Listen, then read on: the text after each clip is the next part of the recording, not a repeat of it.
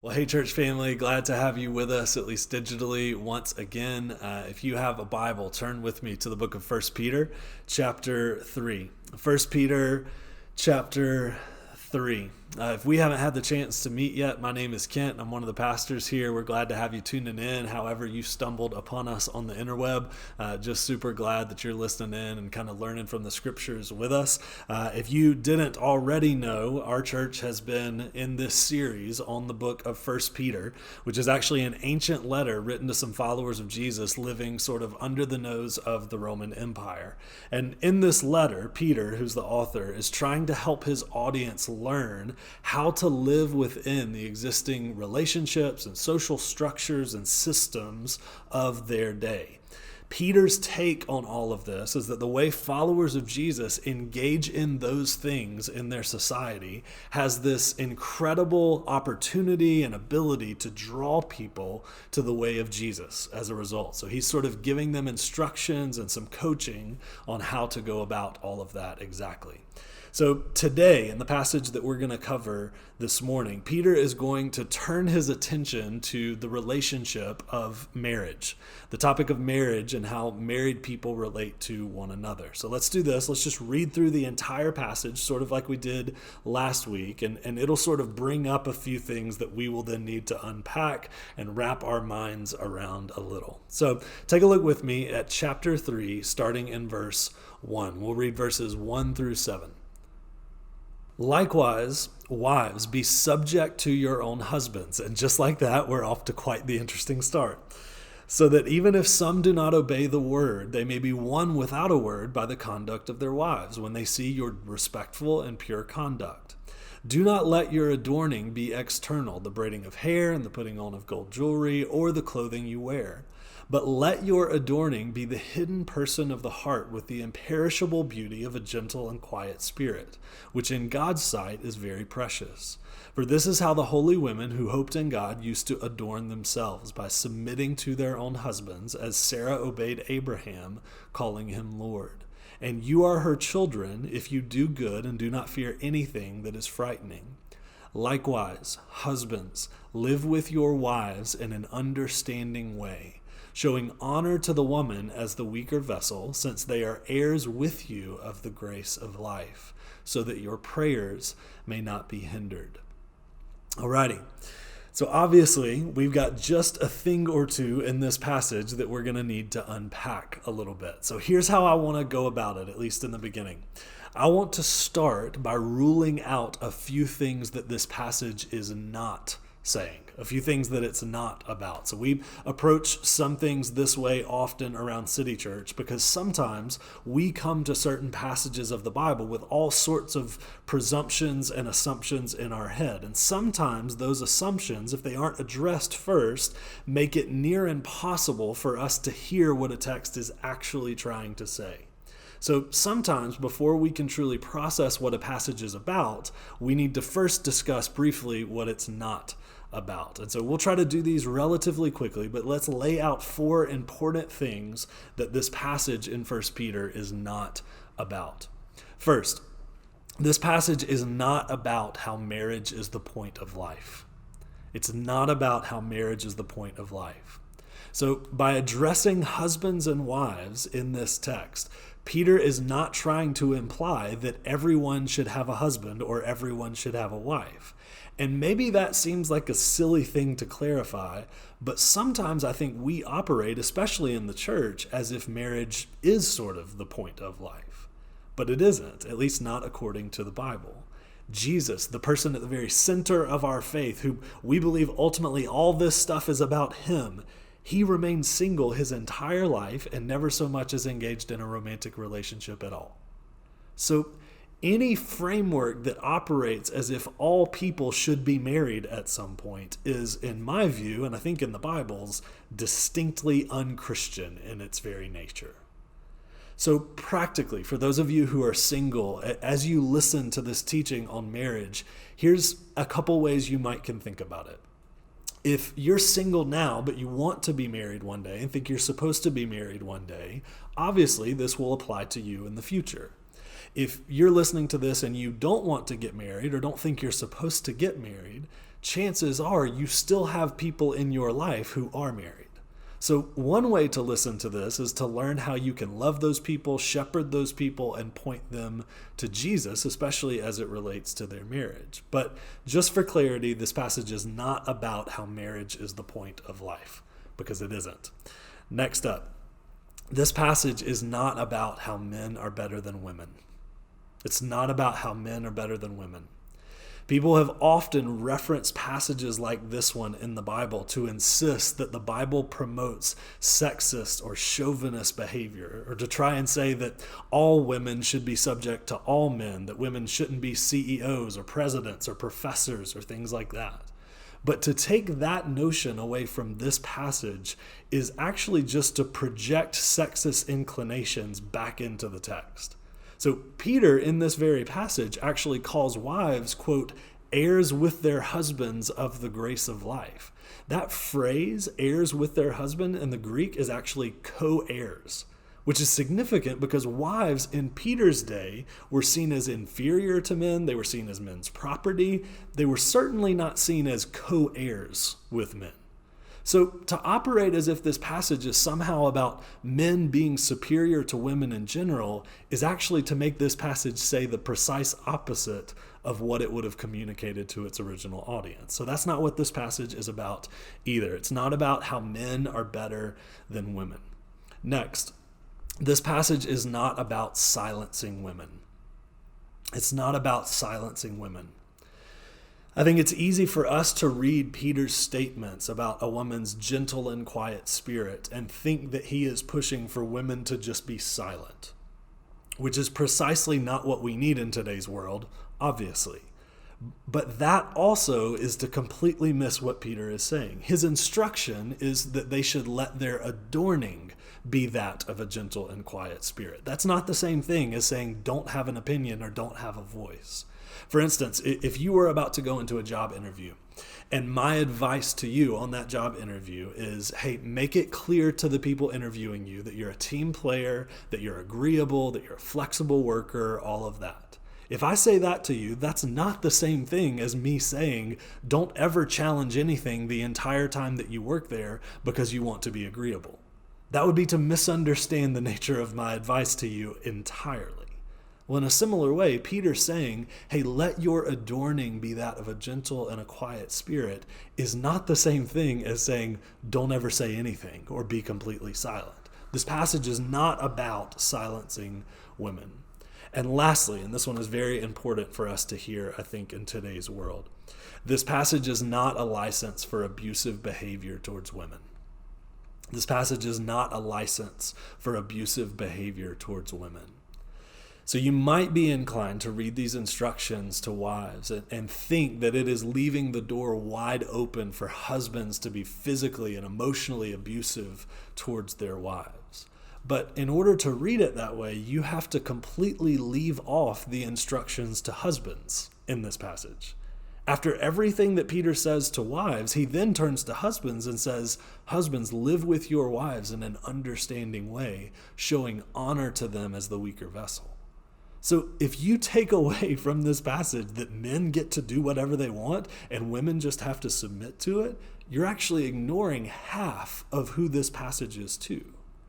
That's not what this passage is saying either. It's not giving license for any type of abusive behavior. So hopefully that at least helps rule out some things that this passage is not saying. And obviously, that's not to say that you don't hear plenty of people often trying to make this passage about any of those things.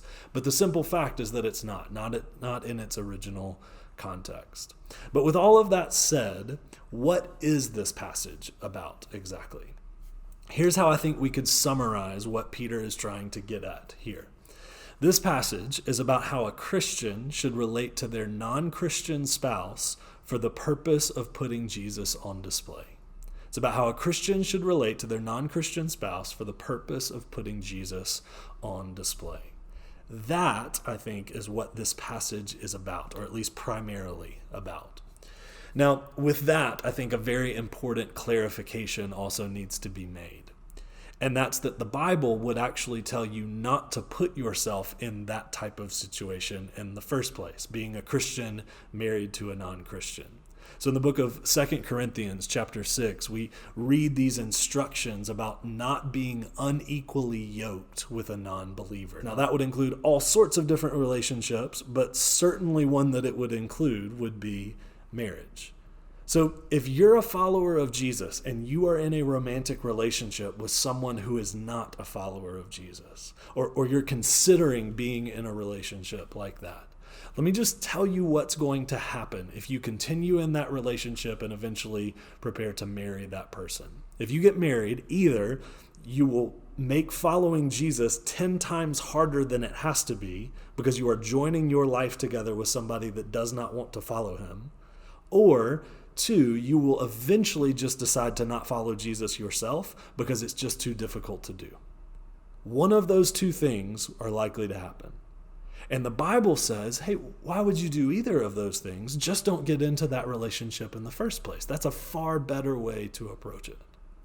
Now, that being said, I know that the pressure to be in a relationship, and specifically a romantic relationship, is overwhelming in our society.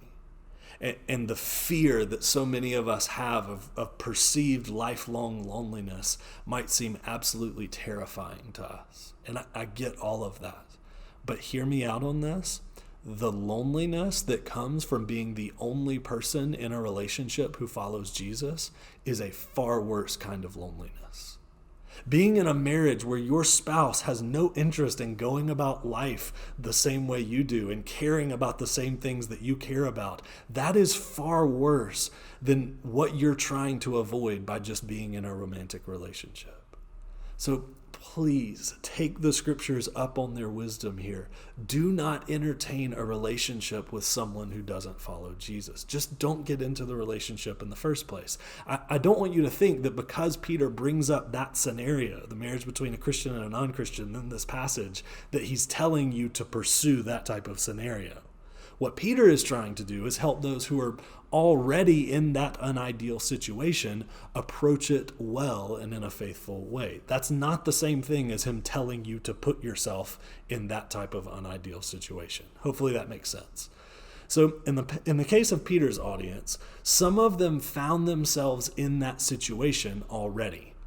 Either because one of them converted to Christianity after they got married, or because they were just unaware of that instruction when they got married. So within that context, when the people are already in that type of scenario, Peter is simply trying to offer them some practical instructions on marriage between a believer and a non-believer. Now, that does leave those of us who aren't in that situation, so those of us who are Christians and we're married to a Christian, going, well, okay, what does this passage have to do with me then? And the short answer is that there are still ideas and general principles throughout this passage that still very much apply to us if we're married to a Christian, and we'll discover those sort of as we go along. But with that said, let's work back through our passage all the way through and see how all of this fits into that framework. Starting in verse 1, Peter says this: "Likewise, wives, be subject to your own husbands, so that even if some do not obey the word, they may be won without a word by the conduct of their wives, when they see your respectful and pure conduct." So right there is where I got my statement that this passage is about the relationship between a Christian and a non-Christian. That is the primary scenario that Peter has in mind, because he says that the goal is that the non-Christian husband might be, quote, won without a word by the conduct of their wives.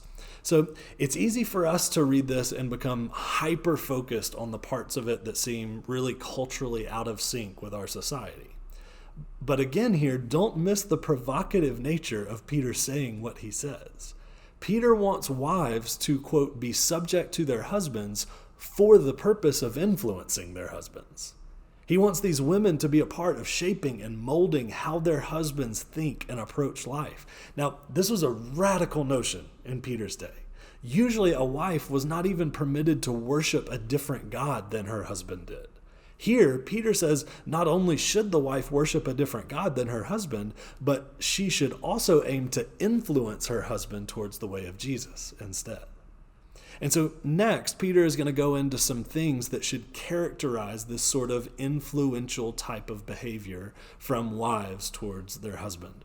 Picking it back up in verse 3, he says this: "Do not let your adorning be external, the braiding of hair and the putting on of gold jewelry, or the clothing you wear. But let your adorning be the hidden person of the heart with the imperishable beauty of a gentle and quiet spirit, which in God's sight is very precious." Okay, so let's just camp out for a second here. On one level, it should probably be noted that the specific things Peter brings up here and discourages are very culturally defined. So hair braiding and gold jewelry communicated something very different in Peter's day than they do now. Back then, doing those types of things with your appearance were intended to sort of flaunt a person's wealth and beauty in over-the-top, extravagant sorts of ways. I don't know that those things have the exact same effect in our society today. So I don't know that any of us see a woman with her hair braided and go, wow, she's really showing off. Like, who does she think she is? Now, I doubt any of us see friends wearing a small pair of gold earrings and go, wow, you're really trying to draw attention to yourself today. That's just not the way it works in today's society. Back then, those sorts of things drew those sorts of reactions. Today, they don't, or at least not nearly as much. But at the same time, I think the principle of all of this still very much applies. So ladies, if I could just speak directly to you for just a moment. The world that you live in will try to tell you in 100 different ways that your worth, your value, your significance comes from how many people you can get to glance your way. That's the message.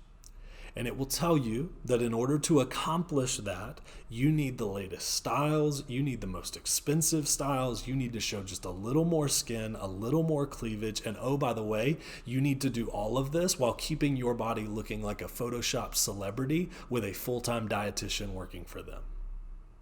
And society will then tell you that if you do all of those things successfully as a woman, you will get anyone and everyone to glance your way. And then it will try to tell you that having people gaze at your body is empowering to you as a woman. The problem is that it's not empowering, it's objectifying. That's turning you into a thing to be looked at rather than a human being to be cherished. The notion that your value as a human being comes from your appearance is an outright lie, and it is a lie that is tearing its way through women who are valuable image bearers of God already. And part of the reason I am so passionate about all of this is that just under a year ago, I had a daughter. And so it got even more personal for me. And even though she's not quite a year old, I already can feel my blood pressure rising as a dad at how early and how often she is going to have this lie communicated to her as a woman. And I know it's going to be an absolute battle to tell her throughout her life that Jesus gives her value and that her looks and appearance have nothing to do with it. And I know that part of the reason some of you ladies struggle with this is because you did not grow up in an environment that helped you fight that lie well. You grew up in environments where it was reinforced in a number of different ways that your value comes from your appearance. And man, I grieve over that for you. That's not the way it was supposed to be. And so if you've never heard someone say this to you before, I want you to hear us say it today. Your value has nothing to do with how you look. Your significance has nothing to do with how you dress. Your importance has nothing to do with what store or what brand your clothes come from. Your value, your worth, your importance, your significance comes from the fact that you were made in the image of God and that before the foundations of the world, God set his affections on you and sent his son Jesus to make you a part of his family and to give you worth and to give you value. And anything else is a lie. And listen, that type of value, that type of worth, that type of significance, that does not fade with age or beauty. It never fades.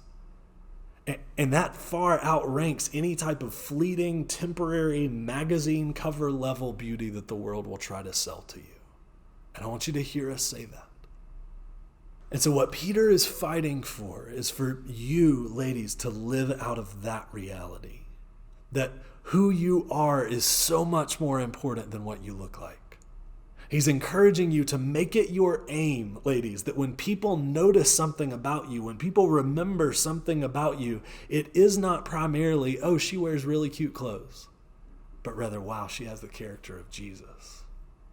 And he says that when we live as if that's true, we show the watching world a better way forward. We show them a better way to look at human beings. And when we live that way, God might just use it to draw people around us to himself, including a non-believing spouse. That's his point here.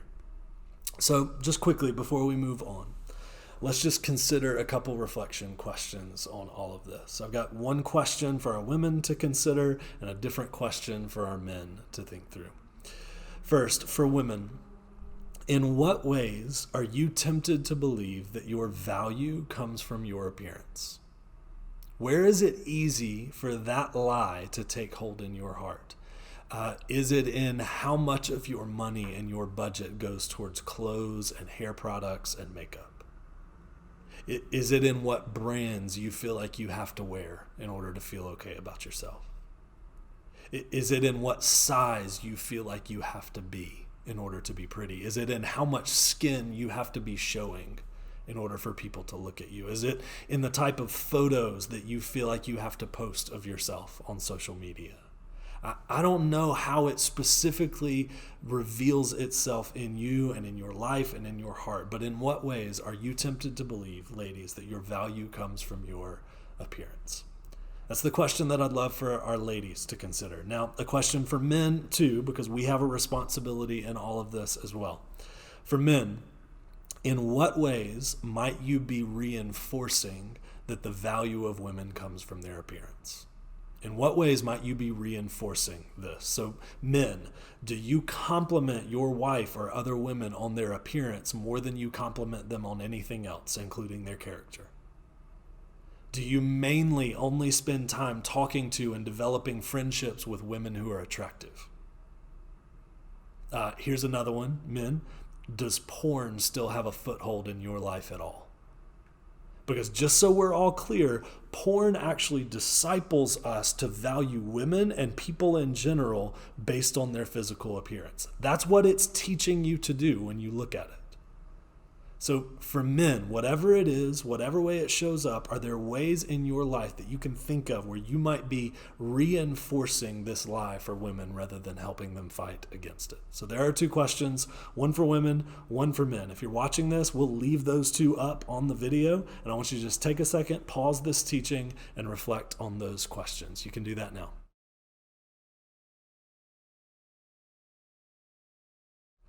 So when describing the type of imperishable beauty that women should aim for instead of all of that, Peter specifically mentions the imperishable beauty of a gentle and quiet spirit. Now, to help discern what Peter means by this, I think it's worth noting that the same language is actually used in the Bible to describe Jesus himself. So in Matthew chapter 11, Jesus says, "Take my yoke upon you and learn from me, for I am gentle and humble in heart." That's the same exact language that's here in 1 Peter. It's the same word that Jesus uses again in the Sermon on the Mount when he says, "Blessed are the meek," or that word is actually gentle. So in these instructions to wives, Peter is not necessarily asking wives to embody anything that isn't true of men, anything he doesn't embody himself, or anything he doesn't actually commend in all people, regardless of their gender. But he is calling women specifically to embody this character trait of Jesus in how they relate to their husbands. He continues on in verse 5. "For this is how the holy women who hoped in God used to adorn themselves, by submitting to their own husbands, as Sarah obeyed Abraham, calling him Lord.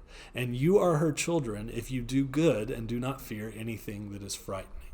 Okay, ladies, once again, some of this is cultural. So if you weren't crazy about referring to your husband as Lord after this, that's probably okay.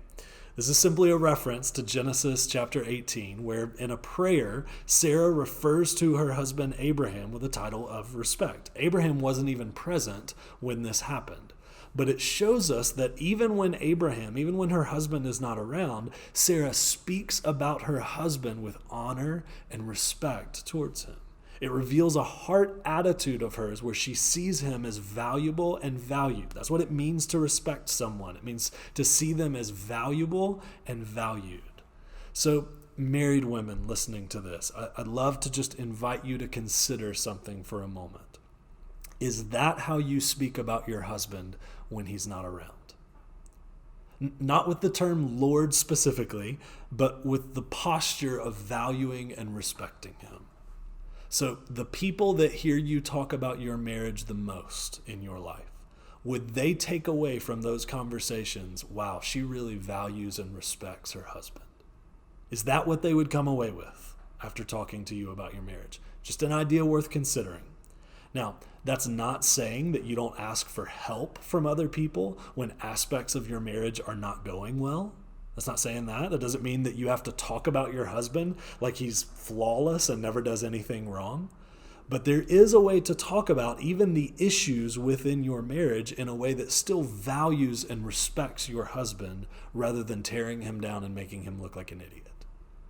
So wives, if your husband needs to grow in something, and I can assure you, we need to grow in lots of things, okay? If your husband needs to grow in something and you notice it, you should go and talk to him about it like a grown-up talks to another grown-up and invite him to grow in it.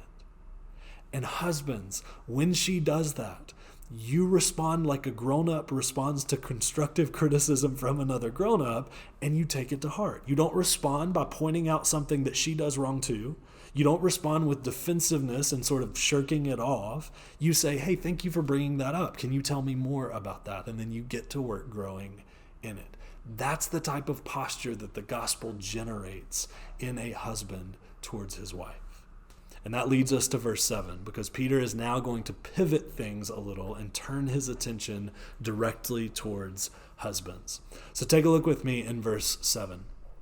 Likewise, husbands, live with your wives in an understanding way, showing honor to the woman as the weaker vessel, since they are heirs with you of the grace of life, so that your prayers may not be hindered.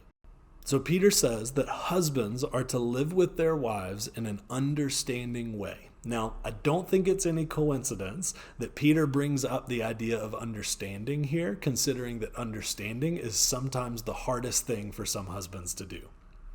I'll just speak for myself in this regard. When my wife, Anna, brings up something difficult that she's dealing with in life, almost always the thing that she first wants me to do is understand, and almost always the thing that I first want to do is fix or solve the problem. And I'm guessing there's at least a person or two listening to this that can identify with that type of dynamic. So men, a word of advice in your interactions with not just women, but honestly all people. If someone is going through something difficult and they talk to you about it, priority number one is always to understand. I'm going to say that again so you can write it down, because you should probably be writing it down. Priority number one is always to understand.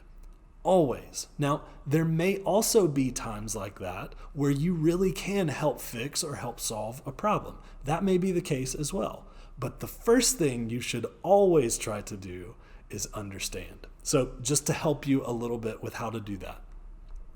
Understanding could look like asking yourself the question, how would I feel if I was in their type of scenario? If what happened to them happened to me or something similar, how would I feel as a result? And even if the answer is, well, I would feel way differently than they are right now because I think the way that they're acting is silly or the way they're responding is silly. Even if that's the response, then you proceed to the next question, which is, okay, when have I felt something similar to what they're feeling? When have I felt something like what they're feeling right now? If you do that, that is going to give you a lot to go on in terms of how to respond to them most helpfully.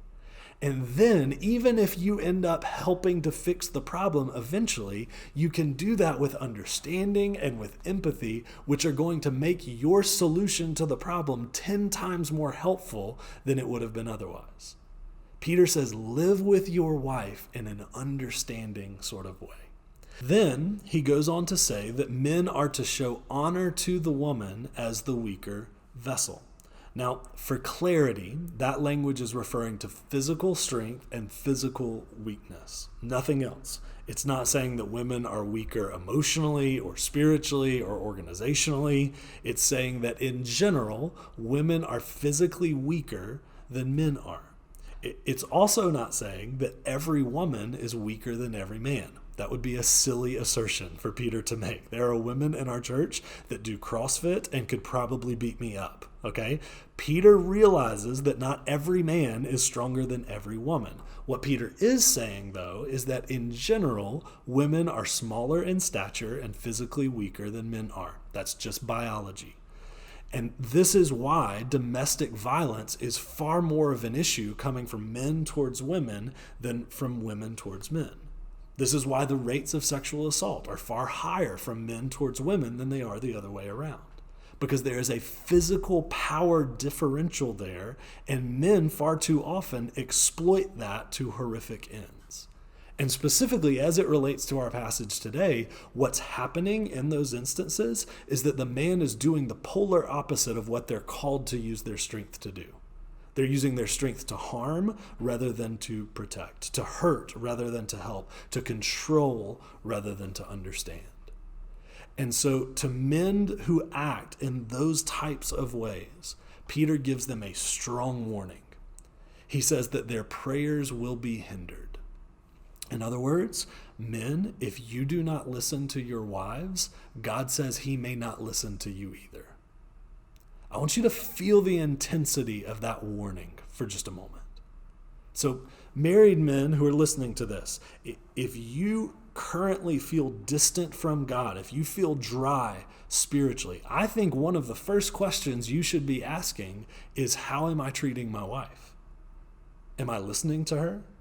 Am I living with her in an understanding way? And if not, it is possible that my prayers are being hindered because I'm not doing those things. That I'm not showing her honor as the weaker vessel, and that's why I feel distant in my relationship with God. Obviously, that's not going to always be the reason reason for the distance between you and God, but it's always a question worth asking. So that's it for our passage. Wives, respect your husbands. Husbands, honor your wives. That's the recipe for a marriage between a believer and a non-believer, but also on some level between followers of Jesus, when both partners are following Jesus. Now, maybe to you, all of this just sounds so weird and foreign. Like maybe to you, it seems like the focus in a marriage should just be on loving one another and staying in love and not on all this other stuff that we're talking about today. But I think that's where we have to remember what marriage actually is in the Bible and how different that is from what marriage is in our society at large. For most people in our society, the assumption is that the goal of marriage is to be happy. That marriage at its core is about two people pursuing their happiness by being together. But according to the scriptures, happiness is not the primary goal of marriage. It should probably be an effect of marriage from time to time and even often, to be sure, but that's not the goal. Happiness is not the goal of marriage according to the Bible. The goal of marriage, according to the Bible, can be found in Ephesians chapter 5. In this passage, Paul is also laying out some specific instructions for how a husband and wife should relate to each other. And he sort of wraps it up with this statement found in Ephesians 5, verses 31 and 32. Therefore, a man shall leave his father and mother and hold fast to his wife, and the two shall become one flesh. So if you're wondering, that's just stock biblical language to describe marriage. But then he continues on with this in verse 32. And I want you to focus in on this verse specifically. This mystery, referring to marriage, is profound. And I am saying that it refers to Christ and the church. Paul says that marriage, the marriage relationship, is meant to refer. In other words, it's meant to represent or point us to the relationship between Jesus and the church. The point of marriage, in other words, is to show off the relationship between Jesus and his people. That's what marriage was actually designed to do at its core. The goal is that when people observe a marriage centered around Jesus, that what they would see is a living, breathing representation of the gospel message. That those observing a marriage like that would see a picture of the grace and the patience and the understanding of Jesus. That people would see in a marriage the ferocious, pursuing, relentless love of God towards his people. Your marriage has the potential to show the world what God is like. That's the purpose. And Peter's point in our passage today is that a marriage relationship isn't just an illustration of all of that to people outside of the marriage, but also to the other person in the marriage. And his belief is that God might just use things like that to draw the spouse who doesn't believe into a relationship with Jesus as a result. But listen, that principle is still at play even if you both already follow Jesus. If anything, it's even more at play. So the question can be asked in a more general way as well. Husbands and wives listening to this, consider for just a moment, you likely interact with your spouse more than anyone else interacts with them. So the question is, are you using those interactions to show your spouse what Jesus is like? Is that your posture? When your spouse thinks in their mind of how Jesus loves them, does their mind easily drift to the ways that you love them? Do they think about God's love for them? Oh, I bet his love for me is something like my husband's love for me or my wife's love for me. And if it's not, if their mind doesn't easily gravitate towards that as an example, where do you need to sit down with them this week and own up to that on your part? Where do you need to start by having the humility to admit that you haven't regularly done that for them or been that for them? One of the first steps to fixing any problem is to acknowledge that there is a problem. So maybe some of us need to start there with our marriages this week, to acknowledge where we've fallen short and to know that we have the freedom to do that because our identity is not in our performance. We don't have any stock in being the perfect husband or the perfect wife, and so we can just admit, hey, here's an area where I haven't done a great job. Will you help me grow in this? And single people, please do not check out on this process. Please. If you're single and you currently share life closely with a married person or a married couple, you may be the most unbiased source of feedback they have on their marriage. I don't know if you ever thought about it that way, but that really might be you. That might be your place. So if you're single, be willing to have conversations with married people, both when you see really beautiful things in their marriage and you can encourage them in what you see, and also when you see areas of needed growth in their marriage. Married people have the humility to seek out that input from them, and single people have the boldness to offer it even when we don't ask for it.